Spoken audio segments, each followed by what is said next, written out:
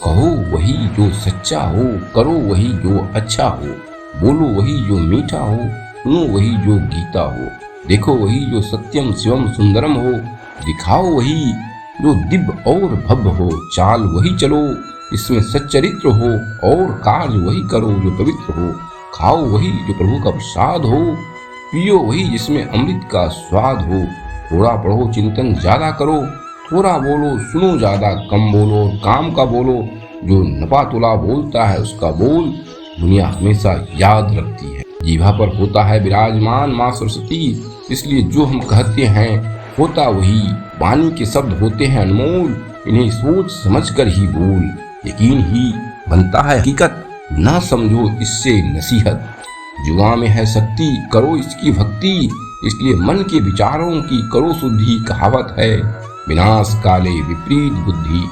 मनुष्य की वाणी से निकला सब तीर कमान के समान, उसे बदल नहीं सके स्वयं भगवान। हमारा मन हमारी सोच और हमारी वाणी होती है हमारे हृदय विदारक की पहचान, इसके बलबूते पर जीवन रहते हैं हम, उस विधाता की किताब में सजते हैं हम। ख्वाबों का रंगीन होना गुनाह है, इंसान का समझदार होना गुनाह है, कायर समझते हैं लोग मधुरता को, जुबान का नम्र होना गुनाह है, खुद की ही लग जाती है नजर, हसरतों का हसीन होना गुनाह है, लोग इस्तेमाल करते हैं नमक की तरह, आंसुओं का नमकीन होना गुनाह है, दुश्मनी हो जाती है मुफ्त में सैकड़ों से, इंसान का बेहतरीन होना गुनाह है। मैं कभी बुझता नहीं बस ढल जाता हूँ, सूरज हूँ वक्त आने पे निकल जाता हूँ, मैं भी तो शामिल हूँ दुनिया की दौर में, कभी गिरता हूँ कभी संभल जाता हूँ, थोड़ा फटा थोड़ा पुराना नोट हूँ, लेकिन जितनी कीमत है उतने में चल जाता हूँ, अपनों का साथ बना रहे यही सोचकर रिश्तों के खारे समंदर में गल जाता हूँ, रोज बाहर आने की कोशिश करता हूँ, रोज ही उस शख्स को निगल जाता हूँ, मेरा तन और किस्मत काली है लेकिन उन उजालों की खातिर मैं जल जाता हूँ, तन्हा मेरी सूरत हर तरफ नजर आएगी, कभी मिट्टी कभी रोटी में बदल जाएगी। प्रेम और पसंद दोनों में क्या अंतर है, इसका सबसे सुंदर जवाब महात्मा बुद्ध ने दिया है। अगर तुम एक फूल को पसंद करते हो तो तुम उसे तोड़कर रखना चाहोगे, लेकिन अगर उस फूल से प्रेम करते हो तो तोड़ने की बजाय तुम रोज उसमें पानी डालोगे ताकि फूल मुरझाने न पाए। जिसने भी इस रहस्य को समझ लिया, समझो उसने पूरी जिंदगी को ही समझ लिया। नाम और बदनाम में क्या फर्क है, नाम खुद कमाना पड़ता है और बदनामी लोग आपको कमा के देते हैं। जरूरी नहीं कि जिनमें सांसें नहीं वो ही मुर्दा है, जिनमें इंसानियत नहीं वो ही तो मुर्दा ही है। देश कुछ इस तरह भी बदलने लगा है कि लोग गाय चराने में शर्म और कुत्ता घुमाने में गर्व करने लगे हैं। पितामह भीष्म की जीवन का एक ही पाप था कि उन्होंने समय पर क्रोध नहीं किया। द्रौपदी चीर हरण के समय जटायु के जीवन का एक ही पुण्य था कि उसने समय पर क्रोध किया। माता सीता के हरण के समय और समय आने पर मृत्यु दोनों की हुई, किंतु परिणाम स्वरूप एक को बानों की सैया मिली और एक को प्रभु श्री राम की गोद। श्री कृष्ण कहते हैं क्रोध भी तब पुण्य बन जाता है जब वह धर्म और मर्यादा के लिए किया जाए, और सहनशीलता भी तब पाप बन जाती है जब वह धर्म और मर्यादा को बचा न पाए। कहीं न कहीं कर्मों का डर है, नहीं तो गंगा पर इतनी भीड़ क्यों है। जो कर्म को समझता है उसे धर्म को समझने की जरूरत ही नहीं। पाप शरीर नहीं करता, विचार करते हैं, और गंगा विचारों को नहीं सिर्फ शरीर को धोती है। शब्दों का महत्व तो बोलने के भाव से पता चलता है, वरना वेलकम तो पायदान पर भी लिखा होता है। शांत मन ही आत्मा की ताकत है, शांत मन में ही ईश्वर विराजते हैं। जब पानी उबलता है तो हम उसमें अपना प्रतिबिंब नहीं देख सकते हैं, और शांत पानी में हम खुद को देख सकते हैं। ठीक वैसे ही अगर हमारा हृदय शांत रहेगा तो हमारी आत्मा के वास्तविक रूप को हम देख सकेंगे। दो पल के गुस्से से प्यार भरा रिश्ता बिखर जाता है।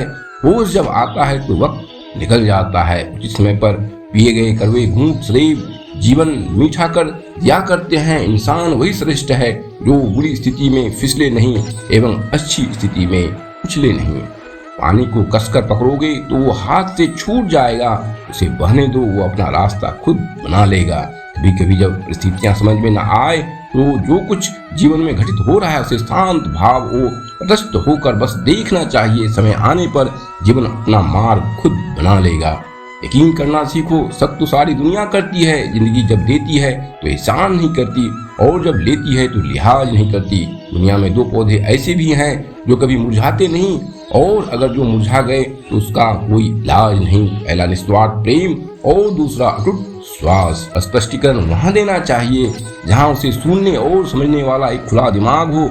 अगर किसी ने आपको गलत मान लिया है तो उस पर सफाई देने का मतलब खुद को खुद की नजरों में गिराना है। किसी भूखे को रोटी खिलाना बहुत पुण्य का काम है, लेकिन उससे भी पुण्य का काम उसे रोटी कमाने का तरीका सिखाना। अगर आप किसी को रोटी खिलाते हैं तो उसका पेट एक दिन के लिए भरेगा, लेकिन अगर आप किसी को रोटी कमाने का तरीका सिखा देते हैं तो जीवन भर अपना पेट भर सकता है। स्मरण रहे, कोई मनुष्य अपने अतिरिक्त और कोई भी कभी नहीं हो सकता। आज तक जमीन पर दो मनुष्य एक जैसे नहीं हुए हैं। राम को हुए कितने दिन हो गए, कोई दूसरा राम फिर हो सका है? महावीर को हुए कितना समय बीता, कोई दूसरा महावीर फिर दिखाई पड़ा नहीं। लेकिन 2500 वर्षों में महावीर के बाद क्या आप सोचते हैं कि लाखों लोगों ने महावीर बनने की कोशिश नहीं की?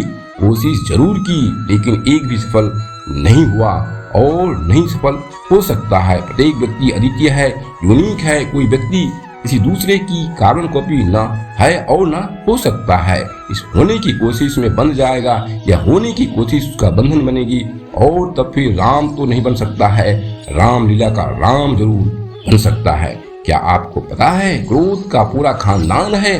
क्रोध की एक लाडली बहन है जिद, क्रोध की पत्नी है हिंसा, क्रोध का बड़ा भाई है अहंकार, क्रोध का बाप जिससे वह डरता है भय, क्रोध की बेटियां है निंदा और चुगली, क्रोध का बेटा है बैर।